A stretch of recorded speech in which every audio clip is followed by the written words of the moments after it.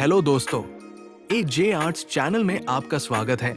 आज हम भगवान हनुमान को कलर करेंगे, तो वीडियो को एंड तक जरूर देखिए। और अगर आपको पसंद आए तो लाइक, शेयर और सब्सक्राइब करना ना भूलें। चलिए शुरू करते हैं।